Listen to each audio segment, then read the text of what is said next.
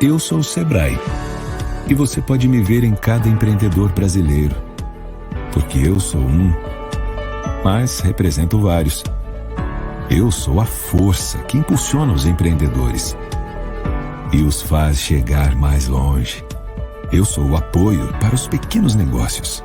Você pode me ouvir em várias vozes que contam histórias de grandes realizações, superações e conquistas. Eu sou o Sebrae, de quem é Sebrae. Eu sou capaz de grandes feitos, de grandes números, mas também de pequenos gestos, que mudam muito mais que realidades. Mudam vidas. Porque é isso que me move. E é isso que me faz ser pelo Brasil.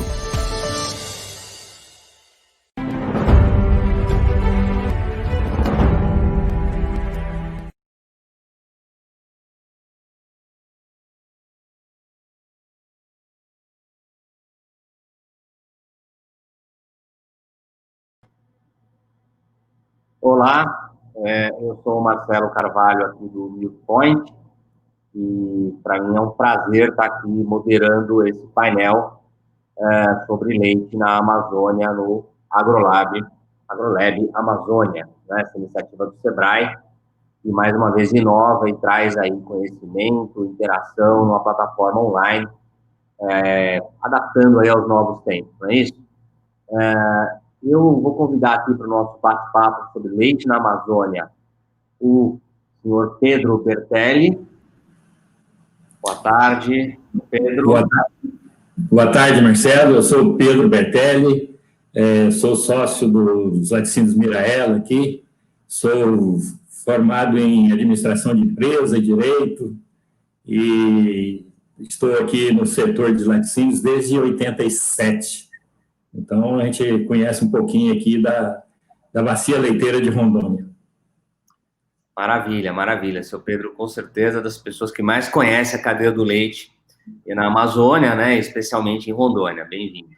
E eu vou também chamar o Carlos Eduardo Carvalho, que é engenheiro agrônomo, né, com conhecimento muito grande na cadeia do leite, né, e também com muitos trabalhos realizados na Amazônia, né? Então, Carlos, bem-vindo. Ele é diretor técnico da Cooper Ideal, né, que é uma cooperativa de técnicos que atua em 14 estados do país. Carlos, bem-vindo. Conta um pouquinho de você aí para a gente. Obrigado, Marcelo. Obrigado pelo convite ao Sebrae. Um abraço também ao seu Pedro Bertelli, nosso parceiro aqui. A gente tem a oportunidade de trabalhar aqui na região amazônica, especificamente aqui no estado de Rondônia, desde o ano de 2015, em parceria com o Laticínios Miraela, inicialmente iniciado um trabalho, um projeto junto também em parceria ao Sebrae. Hoje o Laticínios está comandando uma equipe técnica que a gente coordena, junto com o gestor André, também consultor do Laticínios Miraela, onde aproximadamente 25 propriedades são assistidas, e dentro desse número a gente tentar colocar as tecnologias que existem à disposição dos produtores para que eles avancem cada vez mais, mesmo sendo uma região que, obviamente, para gado de leite, a gente imagina que não teria muitas condições, mas nós vamos rompendo alguns mitos instalados aí na região amazônica, e a gente está aqui para colaborar com essa apresentação, com nosso trabalho aqui nessa live de hoje. Então, mais uma vez, agradeço pela oportunidade. Legal. O Carlos também é assessor técnico do Senar Goiás, né? Ganhou o prêmio Vidal Pedroso de Faria do Milk Point em 2016, enfim. Então, uma pessoa que tem um currículo já, apesar da pouca idade, tem um currículo já digno de nota, né? Eu vou começar, então, com vocês perguntando o seguinte, né? Quais são as características da cadeia do leite na Amazônia, né? Se a gente for pontuar os principais aspectos, né, comparado com as outras regiões do país, quais são os pontos mais críticos, mais diferentes que caracterizam aí o leite na Amazônia. Seu Pedro, quer começar?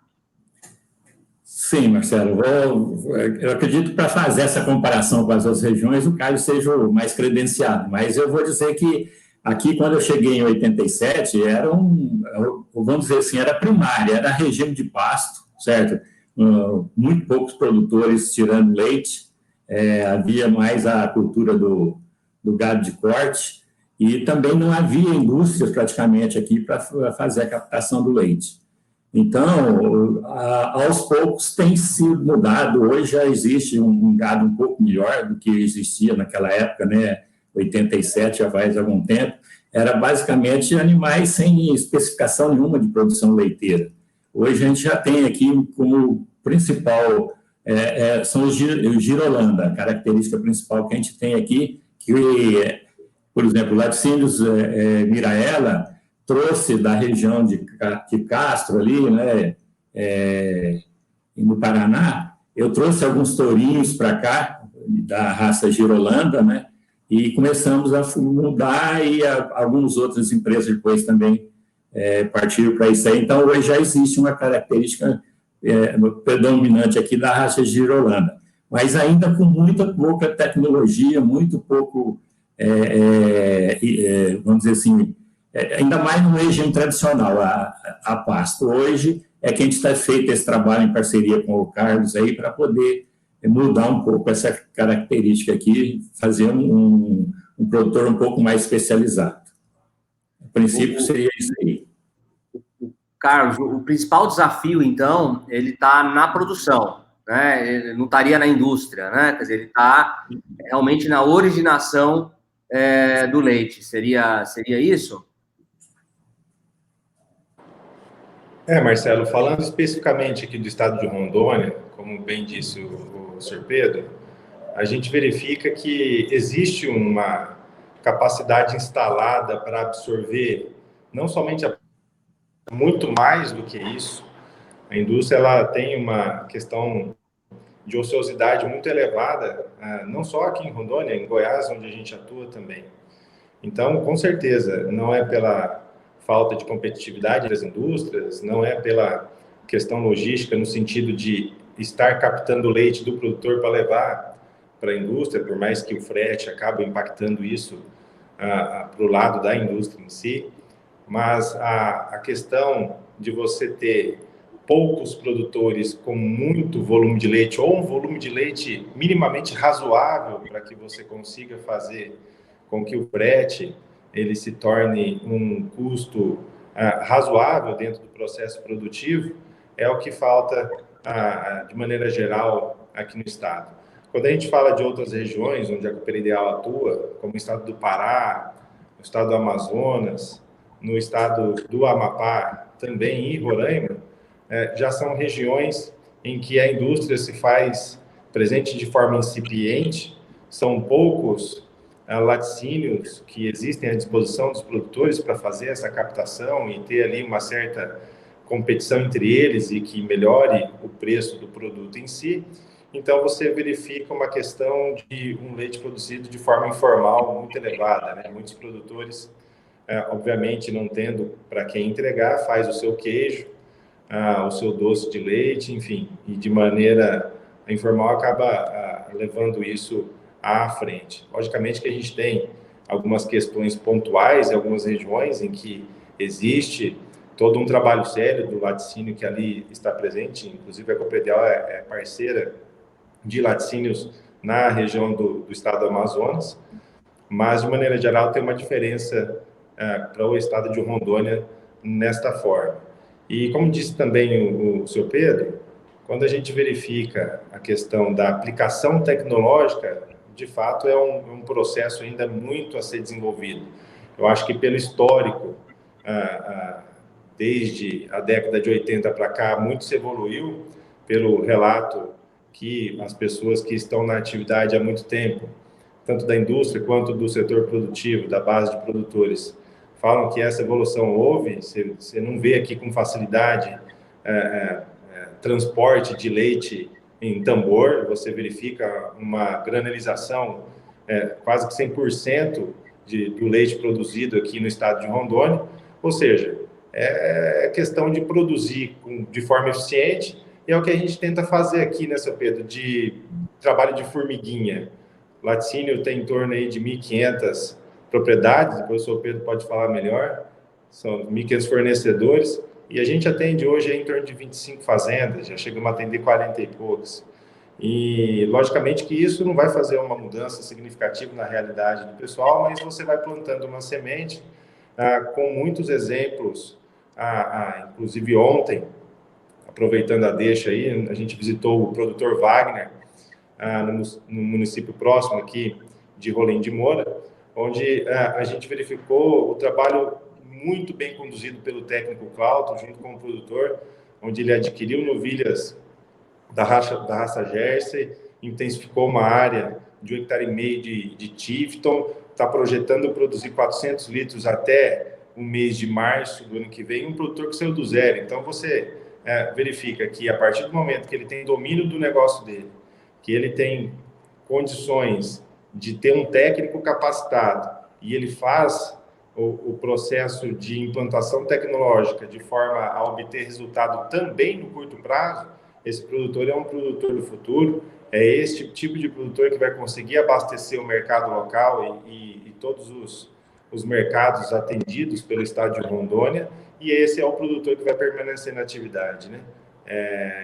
Enfim, então, logicamente que é um trabalho transversal, tanto aqui no estado quanto em outras regiões do país, a gente tenta pensar dessa maneira, mas as dificuldades com relação ao clima, como eu disse anteriormente, elas precisam ser vencidas, né? Porque você interfere muito na questão genética, você não pode trabalhar com animais de potencial produtivo muito elevado, mas em contrapartida, esse calor também ajuda muito no potencial produtivo das gramíneas tropicais, fazendo com que haja uma produtividade interessante dentro da fazenda. Eu estou vendo aqui os dados de Rondônia, né, e da produção da região norte, né, de 1990 até 2018. Rondônia saiu de 158 milhões de litros para 1 bilhão 160 milhões. Aumentou 10 vezes a produção no espaço aí de 30 anos, né, aproximadamente. E a região norte, ela saiu de 555 milhões para 2 bilhões e 200. Né? Então, aumentou 1 bilhão e 700 milhões. Né? Então, Rondônia sozinha representou aí uma parcela bastante grande aqui, né, do aumento, né? Quase 60% do aumento na região norte foi em Rondônia. Então, realmente, Rondônia parece ter, ou tem realmente uma estrutura maior, né? De produção mais desenvolvida, né? Acho que uma cadeia mais estabelecida, não é isso, seu Pedro? Sim, Marcelo, aproveitando, né, dentro do que o Carlos falou e essa colocação sua, por exemplo, hoje aqui, quando eu cheguei em 87, as propriedades rurais não tinham eletrificação rural. Hoje já todas as propriedades aqui praticamente têm eletrificação rural. Então, foi o que permitiu, né, como o Carlos afirmou aí, a colocação de tanques de resfriamento e conseguimos fazer a granalização daqui dentro do estado. Isso começou em 2003, mais ou menos, começou esse trabalho, certo? De eletrificação. Hoje já, na nossa região aqui, não tem nenhuma propriedade que não tenha eletrificação.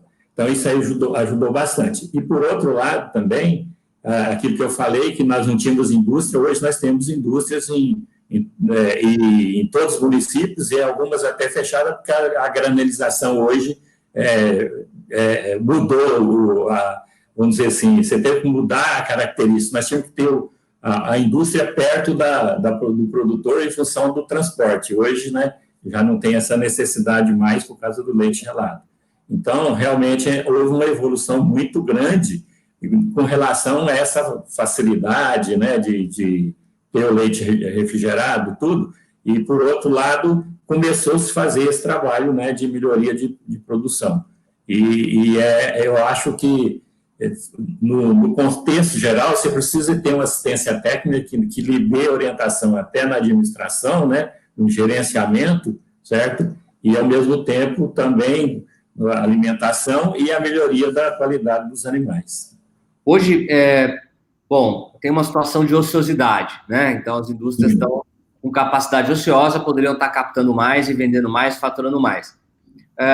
O que é limitante para não ter maior produção? É tecnologia, né? O conhecimento tecnológico adaptado à situação da Amazônia, né? O capital para investimento, né? O acesso a financiamento que permita comprar os recursos, enfim, investir em algum grau de estrutura ou de animais, ou, enfim, de insumos, ou é o perfil, né, do produtor médio, enfim, a capacidade gerencial, enfim, a própria estrutura, né, da produção da região. O que pesa mais hoje aí na visão de vocês? Ô Marcelo, eu entendo que, por exemplo, linhas de crédito para financiamento do produtor, é claro, vai depender da, né, capacidade dele de absorver esse custo, certo? Mas nós temos aqui, né, o BAS, o próprio Banco do Brasil, trabalha com a linha de crédito que é específico da região, né, da Amazônia, aqui, que é o FNO. É um recurso com custo bem menor, ainda mais que esse momento hoje, né, está mais barato, né? Então, existe disponibilidade disso aí, certo? Aí vai depender muito da vontade dele, né, de realmente investir nessa área, certo? E principalmente da dedicação. A gente passou por um momento aqui de muita dificuldade de mão de obra. Quando você começou a melhorar, né, o sistema, né, de produção, tem muita dificuldade de mão de obra. E porque não tinha uma motivação, né, para a segunda geração permanecer lá na propriedade. Começou a ter a migração para as cidades. Exatamente esse trabalho nosso também existe em termos de orientação, certo? Que mostrar que o negócio dele é viável e que é possível que a segunda geração dele permaneça na propriedade produzindo leite. Perfeito. Carlos, e você, o que acha aí do que limita mais hoje? Da mesma maneira que o senhor Pedro disse, Marcelo, recurso não falta. Você ouve relato dos produtores dizendo que os bancos os procuram para oferecer o crédito. Antigamente, o produtor tinha que ir com um chapéuzinho lá no banco, dando a terra dele, a terra do irmão, do pai, encontrando avalista para conseguir recurso, né? E hoje em dia você não tem a facilidade de obter crédito, obviamente, a pessoa tendo um nome com condições de recebê-lo é muito, muito elevada. Então, você tendo isso e, obviamente, tendo condições de ter uma pessoa que esse produtor confie, um técnico com condições de fazer com que aquele recurso que ele está adquirindo tenha uma destinação de retorno financeiro também no curto prazo, isso é de extrema importância para o negócio acontecer. E acontece, só que de maneira muito pontual. Então, da mesma maneira que produtores saem da atividade, outros produtores acabam absorvendo este tipo de produtor que liquida o rebanho e as coisas avançam. E muitas vezes, eu estou vendo muito isso acontecer. Em Rondônia, a gente chegou no dia de ontem, nós chegamos ontem aqui, ainda não tive esse relato, mas em Goiás, na semana passada, já recebi lá 2 produtores que estavam comprando um rebanho de outros produtores que estavam liquidando o seu plantel e adquirindo recurso no banco, sim, da noite para o dia. Na semana ele não tem, na outra semana ele está com recurso ali para comprar o rebanho do cara que está liquidando. E a pessoa, logicamente, escolheu o ponto e o tempo certo da liquidação, que é um tempo de momento bom da atividade que a gente está passando, aproveitou o momento, já queria sair, e aquele cara que está de forma produtiva, razoável, tá equilibrado as suas contas, consegue se manter também em épocas de crise, ele vai ter condição de adquirir esse rebanho, fazer com que haja um aumento de produção e produtividade dentro da sua fazenda, diluindo o custo fixo, ou seja, vai melhorar mais ainda a sua eficiência e pagar as parcelas desse banco futuramente, né? E essa condição aqui no estado, aqui na região amazônica como um todo, isso é muito palpável, muito tangível, a partir do momento que você aplica as tecnologias que estão existentes aí para a cadeia produtiva. Eu acho que esse é um ponto interessante, né? A gente tem uma característica no setor leiteiro brasileiro, é que a gente, né, quando eu falo a gente, né, quer ter sucesso, né, nas nossas condições, né? Então, você está lá numa situação de morro, né, na Serra de Petrópolis, do Rio de Janeiro, você quer que aquilo lá dê lucro, né?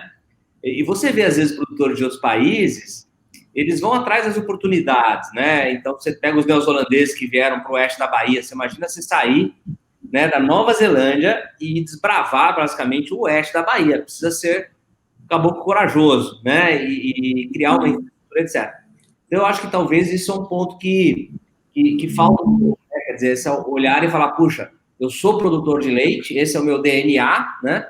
E existe uma oportunidade muito interessante em tal região, com terra mais barata, com de capital para investir, né? Então, eu acho que talvez isso falte um pouco, né? Dessa migração de produtores para regiões que apresentem um potencial. Vocês concordam com isso? Isso é um ponto? Não, perfeitamente, exatamente. O produtor precisa ter a disposição, né, de realmente investir e se dedicar, certo? Aceitar, né, as orientações técnicas. Isso eu tive a oportunidade aqui. Nós começamos esse programa nosso em parceria com o Sebrae, que era para 60 produtores. Nós não conseguimos nunca manter esse volume, certo? Agora que a gente está fazendo terminou nossa parceria com o Sebrae, nós estamos com 25 aí, nós temos capacidade para aumentar para mais produtores, mas nós não temos adesões, certo? Então, vai depender muito da vontade do produtor. Inicialmente aqui, o pessoal estava acostumado ao regime de pasto, se tivesse dando 2 litros, 3 litros de leite, estava bom demais, certo? E aí ele não tinha controle de custos, não sabia se estava ganhando. Então, tudo aquilo que a indústria pagava não estava dando resultado para ele, em função que ele não tinha animais com capacidade produtiva melhor. Certo? Eu acredito que se partir para essa linha de aumentar a produção, realmente se dedicar, se consegue. O Carlos deu esse exemplo aí. Nós temos alguns exemplos desse tipo aí, que realmente aquele produtor que se dedicou, ele realmente viu o resultado. Então, tem vontade de continuar e quer crescer na sua produção. Agora, infelizmente, como nós estamos hoje tratando com 25 produtores, né, que entregam para a nossa indústria, temos alguns que não estão dentro do nosso programa, que tem uma capacidade de produção, nós temos 1.500 produtores, mas é tudo pequenos produtores, então a produção de 100 litros para trás dia, certo? Então, realmente, existe espaço para o crescimento. E relacionado com a indústria, realmente nós temos uma capacidade ociosa das indústrias instaladas aqui no estado. A gente sabe que... Fale, Carlos, você queria comentar? Não, somente contribuir. Isso que você comentou sobre pessoas que vêm de fora, quer seja de outros países ou de outras regiões do próprio Brasil, você verifica que quando ele vem e começa um trabalho que gera aquela até inveja entre os vizinhos que estão entre ele ali, isso significa dizer que na região onde ele estava, existia um processo produtivo de forma transversal que era comum, de tentar aplicar tecnologia, de buscar resultado, de ter um gerenciamento mínimo para conduzir uma atividade que hoje tem um capital empatado por litro de leite muito elevado. Só para ter uma ideia, para quem está nos assistindo, o capital empatado por litro de leite produzido para uma propriedade se tornar viável, ele tem que ficar de R$1.000 a R$1.500 por litro de leite produzido por dia. Menos que isso significa dizer que o produtor tem pouco investimento, e mais que isso, que de maneira geral é o que mais acontece, o produtor tem um capital empatado muito elevado em terra, em estrutura, em maquinário e pouco leite. Então, quando chega alguém com eficiência para conseguir produzir isso, ele tem essa visão, que hoje o leite ele não é um negocinho mais ou menos em termos de estrutura e de capital, e que se eu tirar 100 litros de leite, eu vou conseguir comprar terra como meu bisavô fazia no estado de São Paulo. Eu lembro muito bem, meu avô, ele produzindo 150 litros de leite e vendendo 20 cabeças de gado por ano, ele conseguia comprar a terra dos irmãos que estavam se desfazendo da propriedade no estado de São Paulo. Pô, hoje isso aí você não consegue nem manter um filho na faculdade, né, meu? Então, a coisa mudou muito. E todo esse processo, ele vem, logicamente, do arroz. E essas pessoas que vêm de outras regiões são pessoas que estavam em processo de competitividade com outras atividades. Então, ele verifica o seguinte, pô, eu cheguei no meu limite, a minha terra aqui não permite mais com que eu avance em termos do que eu posso gerar de resultado para mim e para minha família, eu vou para outra região que possa, numa troca de terra favorável, aí conseguir, sei lá, produzir meus 1.000 litros, meus 1.500 litros de leite por dia e ter uma vida melhor, vamos assim dizer, né? Então, ele consegue conciliar o que ele tem de sonho para a vida dele junto com o que a cadeia precisa, que é ter escala de produção, volume de leite, qualidade de leite e assim por diante. Perfeito. Agora, quando você tem uma situação como essa, né, em que você tem todo um processo de educação, vamos usar esse termo, né, do produtor, e é um produtor que não está acostumado, né, até pela região de fronteira, a lidar com uma atividade que é intensiva em capital e em cuidado, né, seja cuidado da vaca, cuidado do pasto, né, ele vai ter que ter cuidado, né, e geralmente as atividades de fronteira são atividades mais brutas, né, quer dizer, que não são exatamente o que se faz no leite, né, e ao mesmo tempo tem a ociosidade, né, faria sentido criar unidades verticalizadas, no sentido do laticínio investir na produção, né, para garantir uma parte do suprimento, ao mesmo tempo servir como, talvez, fazendas escolas aí, né, quer dizer, para tentar atrair aqueles produtores, né, e com isso aumentar essa taxa, né, de mudança, seu Pedro, você acha que isso faz sentido ou é cada um na sua atividade?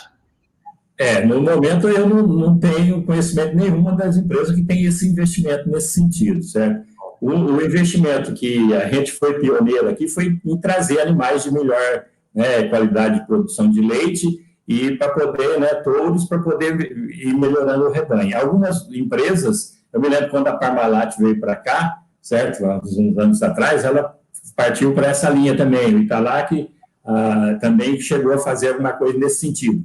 Mas um investimento, né, totalmente de estar fornecendo os insumos e tudo isso, aqui no estado nós não temos nenhuma empresa fazendo isso, não. Ou até investir mesmo na produção, né? Já que tem terra barata, né? Não sei se a terra é barata, mas comprado com outras regiões, tem financiamento, tem ociosidade da indústria, vale a pena, talvez eu fique até com vontade de investir, Carlos. Se você for fornecedor do Laticínio Miraela, já está participando, então, aqui do projeto Miraela Mais Leite, pô. Já tem assistência técnica, já tem gerenciamento, custo de produção, remuneração do capital empatado, porcentagem de vaca e lactação, já vem completo, viu, Marcelo? Aí vem com a tua assistência, então, aí o negócio já muda de figura. Já é mais fácil arrumar dinheiro no banco, inclusive, né? Sem dúvida, sem dúvida. Agora, Carlos, me diga uma coisa. Comparado com as outras regiões, né, Goiás, principalmente, que você tem um conhecimento grande aí de atuação, né, você tem custos de produção, talvez custos de suplementação mais altos aí, né, dá para dizer isso, e um preço do leite mais desafiador, ou você compensa isso no ganho de produtividade de forrageiras em função da situação climática, talvez num custo da terra menor, seja mais fácil recuperar o capital investido? Como é que você avalia, né, uma propriedade eficiente aí versus uma propriedade eficiente em Goiás? Justamente, Marcelo, comparando os dois estados, o que nós temos lá em Goiás? A gente tem oferta de concentrado de milho e de soja, tudo bem, a gente está num ano atípico, mas se eu comparar o milho e a soja hoje aqui em Rondônia e o milho e a soja em Goiás, tem um gap favorável a Goiás nos dias de hoje, obviamente por parte da aquisição dos produtores, né, dos pecuaristas. Então eu tenho isso aí lá, eu tenho um preço de leite relativamente melhor, até porque Goiás tem essa característica, a a ociosidade da indústria lá de Goiás é maior ainda do que a do estado de Rondônia. Então, existe essa característica lá. Ao mesmo tempo, o custo de produção com mão de obra, em função do perfil dos produtores, tem muita gente familiar, mas tem muita gente que mora na cidade, tem uma outra atividade conduzindo e produz lá seus 200, 300. Em volta de Goiânia, isso é padrão. Municípios igual Bela Vista de Goiás, Varjão, Silvânia, Anápolis, Hidrolândia, você tem muitos pecuaristas que têm a sua produção lá, tem um colaborador, um funcionário que está no dia a dia e produz 200 litros de leite, 150, 250 litros. Então, assim, 50%, 60% do custo de produção dele vai para a mão de obra e acaba sobrando muito pouco para pagar as outras questões, como a alimentação, por exemplo, que é um item que pesa muito dentro do negócio. Esse produtor não ganha dinheiro nem com preços de leite como os atuais.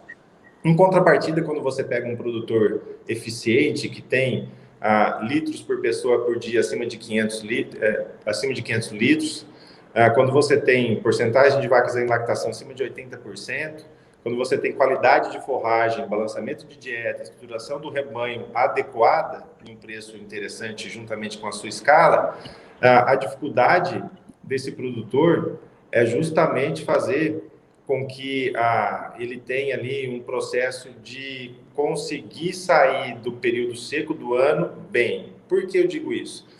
Não são todos os produtores que têm uma genética que vale a pena você tratar os animais com coxo. Você vai em muitos compost barns, por exemplo, que em Goiás hoje um número apresentado aí por uma pesquisa realizada, tem mais de 600 propriedades que montaram um sistema em suas fazendas, só que a média não condiz com a necessidade e demanda de custos que o sistema traz para a fazenda. Então, são produtores com 20, 22, 23 litros de média, com gado que era de 15, 16, 17 litros, subiu 5, 8, 10 litros de leite, só que demanda 30. Então, ele tem ali um custo de produção por litro de leite produzido muito elevado. Quando você traz aqui para o estado de Rondônia, isso logicamente muda, porque o produtor não pode quase que nem pensar numa situação dessa, porque se ele pensar, ele não vai conseguir ter êxito, a não ser que ele produza muito leite, seja o único fornecedor de leite daquele laticínio, ou que ele mesmo invase esse laticínio, agregue valor e consiga sobreviver dentro do processo. Por quê? Porque aqui os animais sofrem com relação ao calor. Eu cheguei ontem aqui, 40 graus tranquilamente nessa época do ano, e digo que nessa época nem é tão ruim. Por quê? Porque não chove por enquanto, né, seu Pedro? Está seco.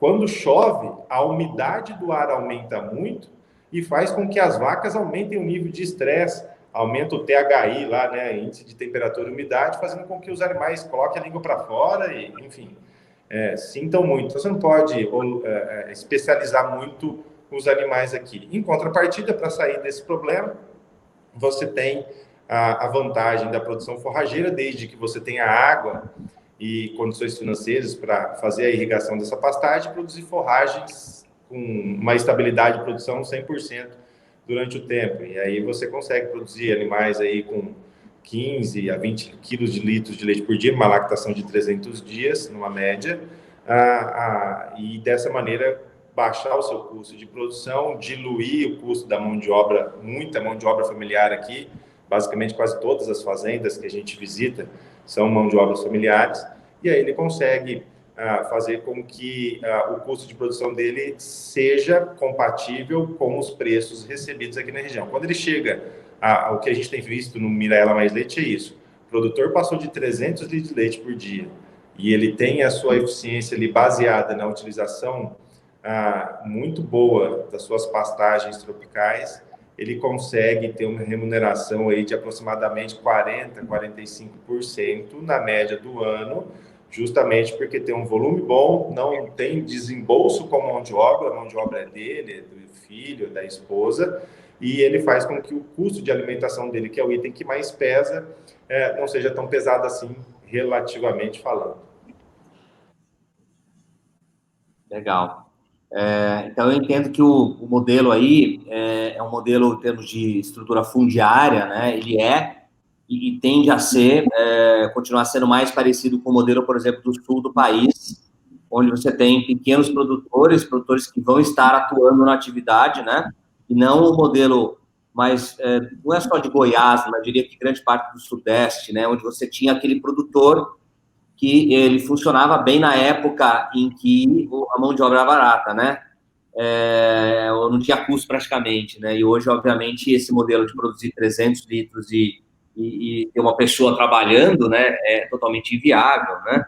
Então, a gente vê nessas regiões propriedades com escala maior funcionando bem, né? Então, produtores aí com 4, 5, 10, 15, 30, 40 mil litros, né, que são poucos, né?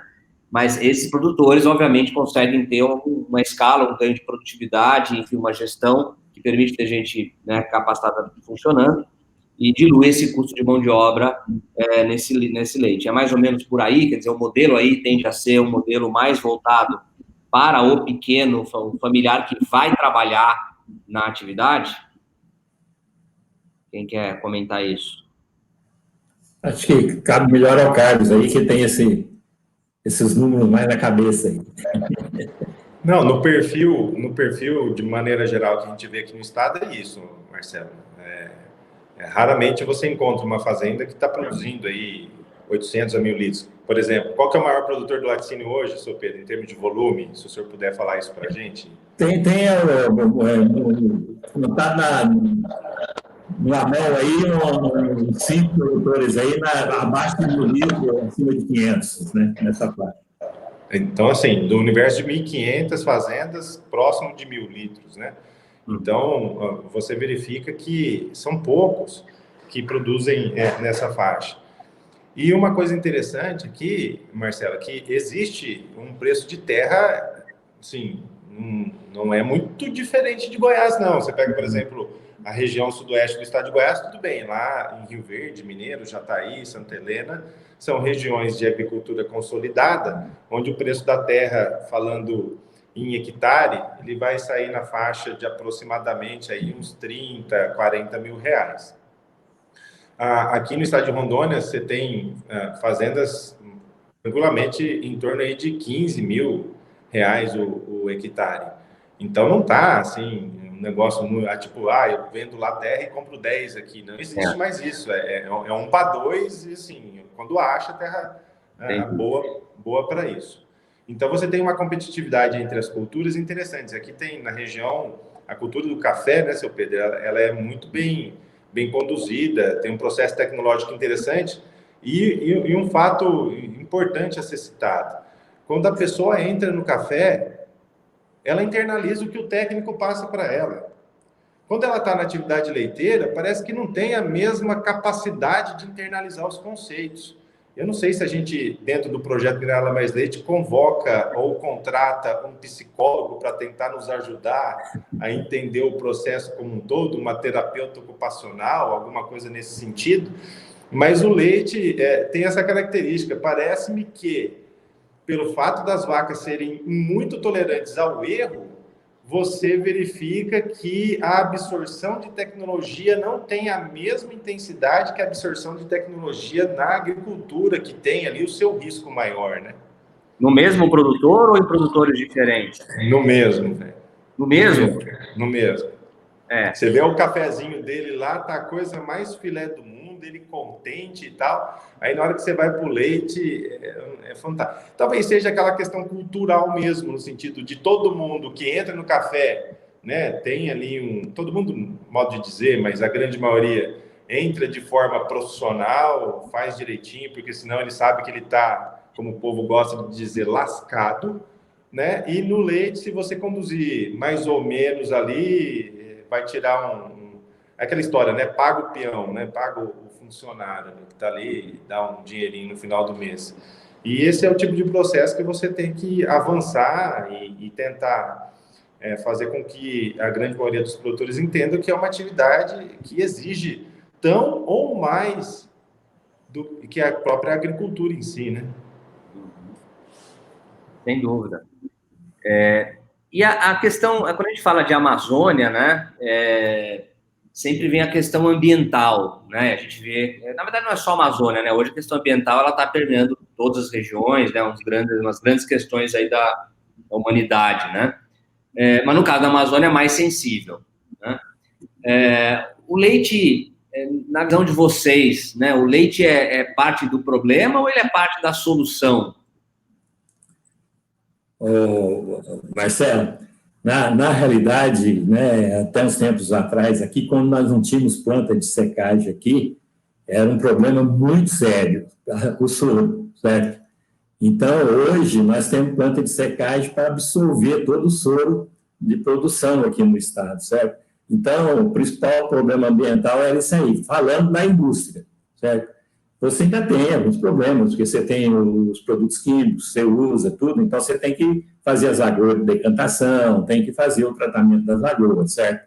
Mas eu acho que o setor de laticínio não tem o impacto hoje que apresentava há 10 anos atrás, certo? Na realidade, todas as empresas procuraram se enquadrar, certo? No sentido de fazer suas lagoas de decantação e principalmente encaminhar o seu solo, né, para as plantas, né, de secagem. Então, isso aí ajudou bastante. Agora, lá no campo, hoje praticamente já não tem, né, porque a gente sabe, nós não temos mais aquele desmatamento que sempre se fala aí, né, muito, né, queimadas e tudo. Hoje nós temos terra suficiente aí para manter as indústrias, né, em função da forma de você melhorar a forma de produzir alimento, você consegue usar menos área, certo? Então, esse impacto está mais, vamos dizer assim, naquele que faz queimadas em regiões novas. Mas hoje, aqui em Rondônia, praticamente você não tem isso. Mas existe alguns impactos e nós somos fiscalizados direto. Você tem que fazer a licença ambiental periodicamente, você tem que apresentar as análises, né, trimestralmente. Então, já existe as indústrias todas estão, né, preparadas para atender essas exigências. Perfeito, perfeito. Acho que o fato como o senhor falou, né, do leite poder ser explorado em áreas relativamente pequenas, com alta eficiência produtiva, né, ele talvez o credencia como parte da solução, né? Seria isso, Carlos? Interessante a sua colocação, Marcelo, porque eu participei de um projeto no estado do Pará, e a Vale era parceira, então ela fez um diagnóstico em volta da mina lá no município e identificaram que 90% dos pecuaristas ou eram produtores de corte ou eram produtores de leite. E a gente foi contratado para fazer um trabalho de fomento lá na região, treinando alguns técnicos e esses técnicos dando assistência técnica e gerencial para esses produtores.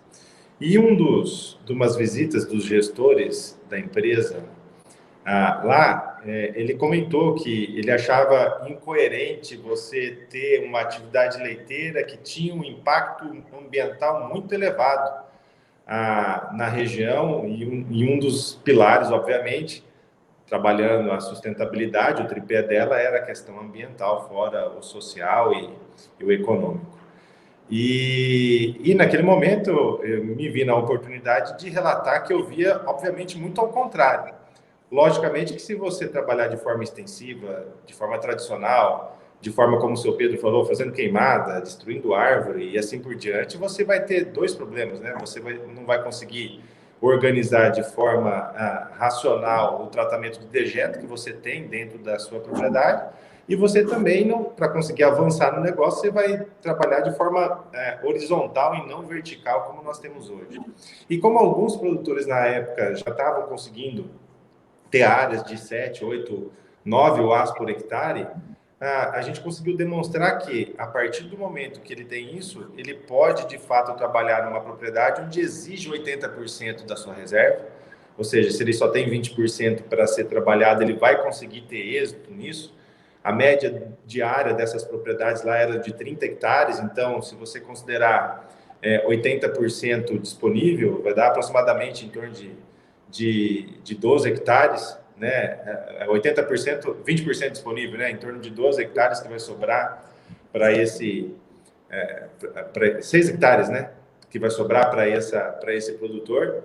E dentro desses 6 hectares, se ele intensificasse da forma como a gente entende que tem que ser uma área de pasto intensificada, cabendo 7, 8, 10 animais por hectare, ele conseguiria ali colocar 30 UA. 30 UA nessa área, considerando aí em torno de 50% dos animais em produção, você conseguiria ter 15 animais produzindo em torno aí de 15 litros, são 225 litros de leite por dia. Para quem é familiar e tem 6 hectares disponível de chão, pô, é muito viável. Você consegue preservar o meio ambiente, você consegue trazer uma questão social muito importante dentro do processo, e dignidade para quem está ali produzindo, e você consegue fazer com que essa pessoa tenha ali uma questão econômica importante dentro do processo de geração de riqueza, não só para ele, mas como para o seu município.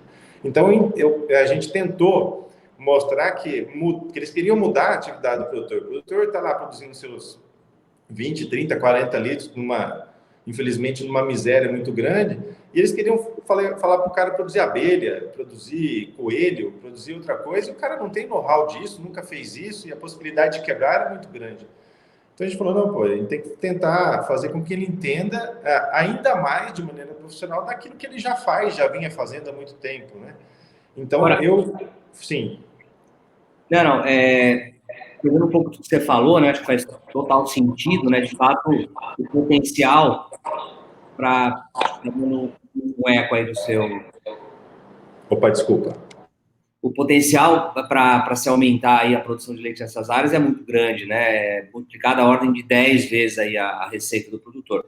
Agora, tem uma área que é uma área que está ganhando atenção, né, e talvez tenha pouca pesquisa ainda, né, poucos exemplos, que é a questão de integração com outros sistemas, né, integração lavoura, pecuária, floresta, enfim, integração do leite com outras atividades, com fruta, com, enfim, alguma coisa que possa, né, talvez não ter a mesma produtividade, mas gerar receitas adicionais, eventualmente ter até alguma coisa de serviços ambientais no futuro, né?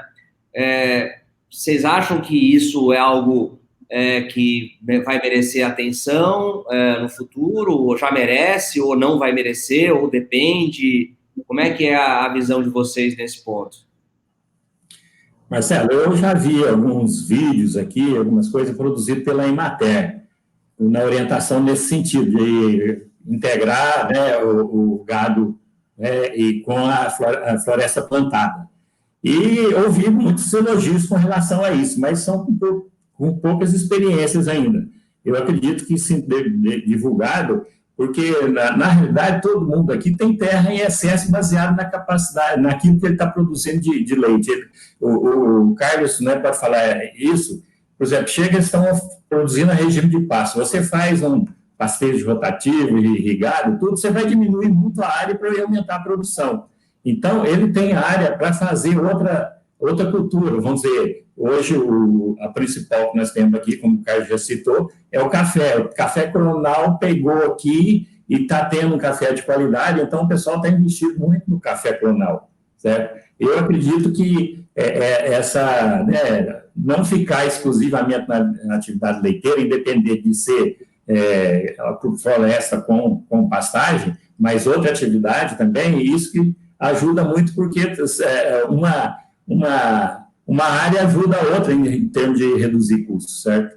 Então, eu acredito bastante nisso aí. Eu não sei se a gente vai ter tempo para falar, mas eu gostaria de acrescentar alguma coisa, Marcelo. Que o setor, né, eu representando o setor lá de cima, nós brigamos há uns anos atrás aí para poder conseguir uma redução de impostos, essas coisas. Em contrapartida, hoje nós pagamos um valor de 0,7% em cima do faturamento para um fundo que chama ProLeite. E a nossa briga foi sempre que esse recurso fosse destinado realmente ao produtor para aumentar a produção, né, fazer essa assistência técnica. E agora, no começo desse ano, depois de muito tempo de discussão, foi criado um programa que chama Consultec.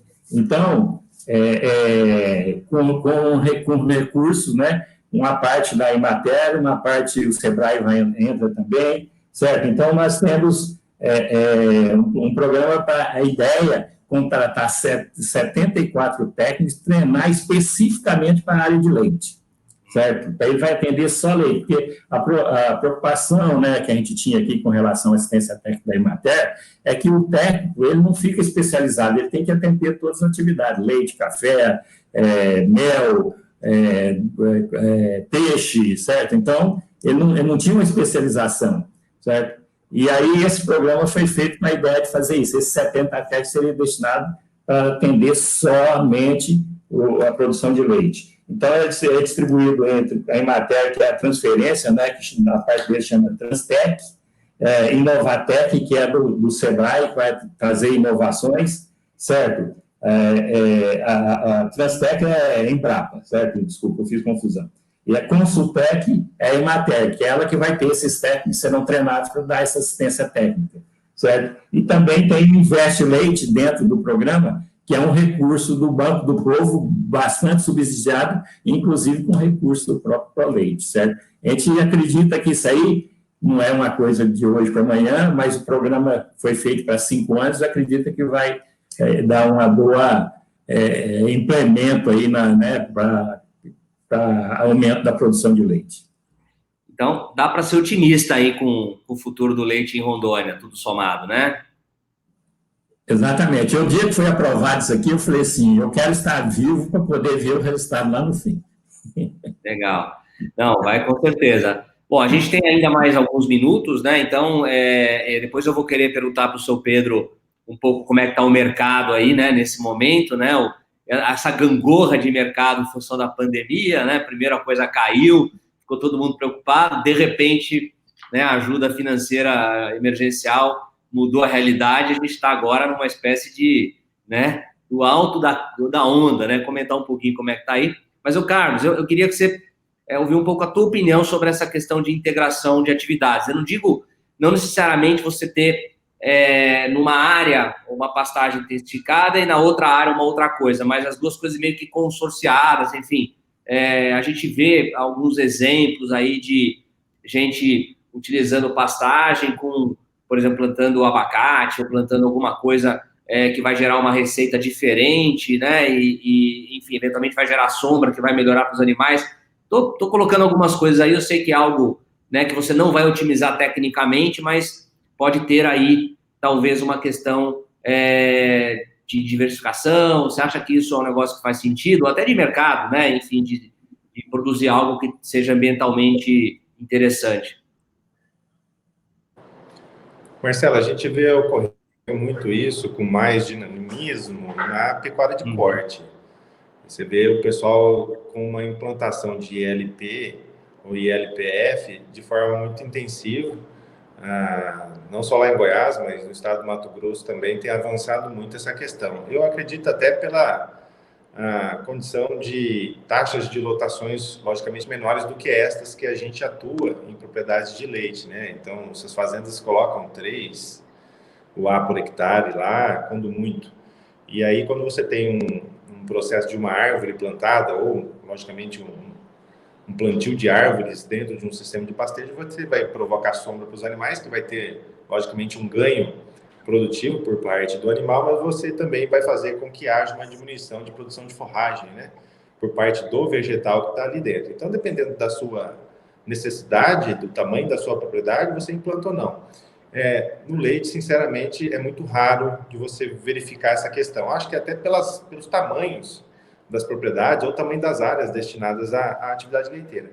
Mas eu verifico o seguinte, a taxa de lotação ela não é o único item de sucesso dentro do produtor. Se ele, com uma área somente a pasto, ele conseguiria ali produzir, dependendo da região onde ele esteja, 8 a 10 UA por hectare, e colocando renques de eucalipto, por exemplo, ele produz em torno de 5 a 6. Se ele tiver um ganho produtivo de taxa de fertilidade dos animais, aumento da produtividade em função de uma genética diferenciada que ele pode alocar dentro da sua fazenda, colocar no balanço e verificar também, logicamente, a receita de longo prazo que esse tipo de produto pode trazer para ele. E aí é questão de conta, né? Conta, número, conta para definir o processo produtivo, o sistema de produção dentro da sua fazenda.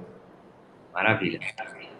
Seu Pedro, e a pandemia? Como é que estamos aí de mercado agora? Estou vendo que você está rindo bastante, está feliz, né? Rindo, vamos chorar, né?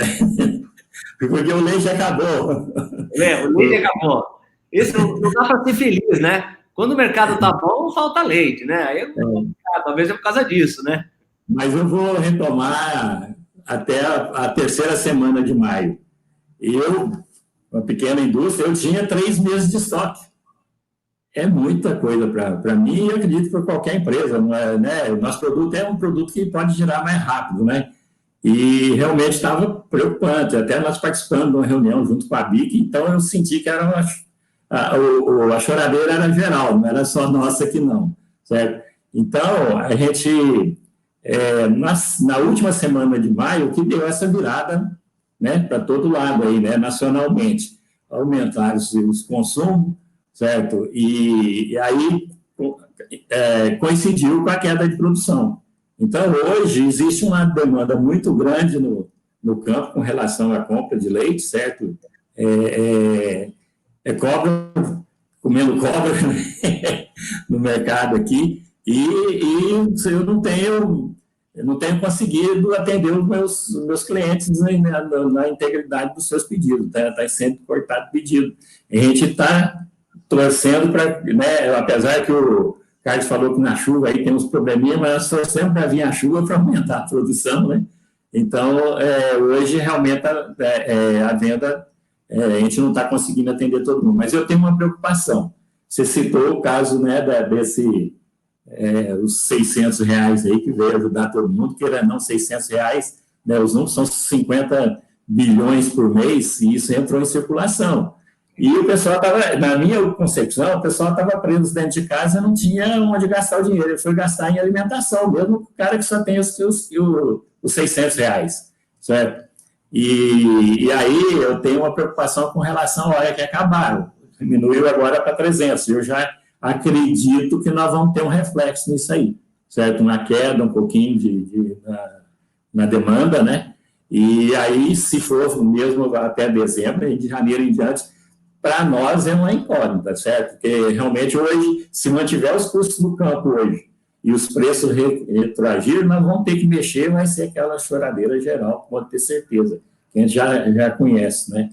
E eu sou presidente de uma cooperativa de crédito aqui, regional aqui, certo? E, inclusive, lá dentro, para você ter uma ideia, houve um aumento do depósito à vista e no depósito a prazo. É dinheiro que o pessoal não tinha onde gastar e não está tendo ainda. Então, esse dinheiro está parado. A gente tem uma preocupação que na hora que faltar o dinheiro, isso aí vai sair de uma vez. Então, é um risco também, certo? E a gente ainda não conseguiu entender esse mercado. Está todo mundo trabalhando com o pé no chão, né, no setor de crédito, da mesma forma que a gente vai ter que se preparar também no setor de laticínios. O fato é que a gente está vivenciando uma situação que nunca aconteceu antes. Então, é um experimento em tempo real em escala global, né? Então, houve aquela queda grande. Esse novo normal, a gente não sabe o que vai ser a partir de janeiro, né? Exato. Então, você está dirigindo, né, com venda nos olhos, basicamente, né? Então, acho que a percepção inicial é que ia ser um caos, né? Aí o auxílio foi forte, né? Mostrou-se que, na verdade, houve essa reorganização de gastos, né, e acabou sendo um valor muito alto, né, e estimulou alguns segmentos. No nosso caso, coincidiu também com a época de menor oferta de leite, né, o dólar também alto dificultou a importação, tudo aconteceu, né, e é óbvio que aí isso você vai gerando também uns elementos para acontecer o oposto em algum momento, né, espero que a gente tenha aí uma aterrissagem suave. Então, eu queria só as mensagens finais rápidas, né? Carlos, como é que você vê o futuro aí do leite na Amazônia, né? Como é que você acha que nós vamos estar daqui a 15 anos? Rapidamente. Fazendo um estudo de futurologia aqui, né, Marcelo? Exato. Mas eu acredito que em qualquer lugar, aqui na Amazônia não vai ser diferente. Eu vejo que, obviamente, a continuidade de produtores na atividade passa pelo nível elevado do conhecimento que ele precisa ter dentro da sua cadeia.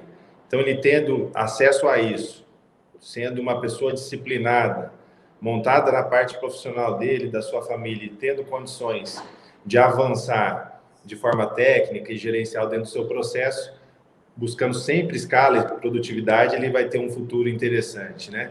E o Sr. Pedro sempre fala, o estado de Rondônia, por exemplo, é um estado exportador de leite. Então, eu tenho que trabalhar de uma forma para que esse tipo de produtor produza leite e de forma, um leite de muita qualidade, principalmente em sólidos. A gente acabou não abordando isso, mas é importante, interessante se pensar nisso em Rondônia, para que haja potencial de agregar valor a esse produto e transportá-lo a distâncias longas para centros consumidores bons dentro do país, importantes dentro do país, e dessa maneira ter ali uma condição de gerar receita dentro da sua propriedade para que ele se mantenha dentro do processo. Então, eu vejo com muito bons olhos para aquelas pessoas que, de fato, apostarem nesse tipo de condução. Marcelo, eu torço para isso, que, né, pelo menos eu sei que a gente vai ter uma diminuição do número de produtores, vai, né, o pessoal que não se especializar não vai ficar, né? Eu estou com o sol aqui, esse xadrez aqui não estou preso, não sai na janela aqui.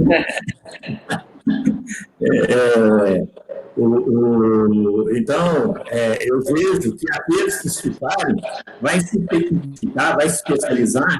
Eu preferiria ter aqui 100 produtores em volta aqui, 1.000 litros cada um, eu estaria satisfeito, certo? Então, se a gente conseguir, né, pegar esses que ficarem realmente especializar, tecnificar, ter uma assistência técnica para que eles sempre estejam aumentando sua produção, eu vejo o futuro por aí, certo? Eu acho que vai diminuir muito esses pequenos produtores que não têm tecnificação nenhuma, tudo, a tendência realmente eliminar. Isso é conceito nacional aí, né, Carlos? Eu entendo dessa forma, certo? Mas eu acredito que Rondônia tem muito para aumentar a sua produção, sim, e continuar exportando. Dentro disso que o Carlos falou, nós não temos nem caso de venda export aqui. Houve uma época aqui, o tempo que a Parmalat estava aqui ainda, eu me lembro que de vez em quando eles mandavam leite lá para Brasília, certo? O refrigerado só, né? Como se fosse esporte, mas de uma unidade para outra. E realmente foi uma exceção aí na época. Então, hoje não tem venda de leite spot aqui. Existe um leite spot aqui, que seriam as cooperativas que tem aqui de produtores, ele não tem indústria, então eles coletam e entrega direto nos laticínios, mas não chega a ser leite spot. Mas eu acredito que o estado de Rondônia, falando de Rondônia, tem capacidade, já produziu 3 milhões de litros no dia, dá tempo de voltar para isso aí. Vai voltar. Gente, eu queria agradecer, né? A conversa passa rápido, né? A gente está aí com mais de 1 hora de conversa e certamente daria para explorar outros temas, enfim, aprofundar com as duas pessoas aí que conhecem bastante a região, enfim, a dinâmica local, né? Então, gostaria de agradecer o seu Pedro Bertelli, do Laticínios Miraela, né? Empreendedor aí no estado de Rondônia, e, enfim, dirigente classista também, e o Carlos Eduardo Carvalho, que é técnico, né, engenheiro agrônomo com uma experiência grande aí em sistemas produtivos de leite, enfim, tem atividade já de vários anos aí na Amazônia, não só em Rondônia, mas em outros estados. Espero que vocês tenham apreciado, né, e que consigam pegar alguns dos insights aí, dos ensinamentos, e colocar em prática, né, porque acho que é isso que vai fazer a diferença, né, tem que agir, colocar em prática, os conhecimentos estão aí, os conceitos estão aí, né, a oportunidade está aí, o recurso existe, né, o laticínio está aí, então precisa realmente fazer acontecer. Sucesso a todos e muito obrigado. Obrigado, Sebrae, pelo convite.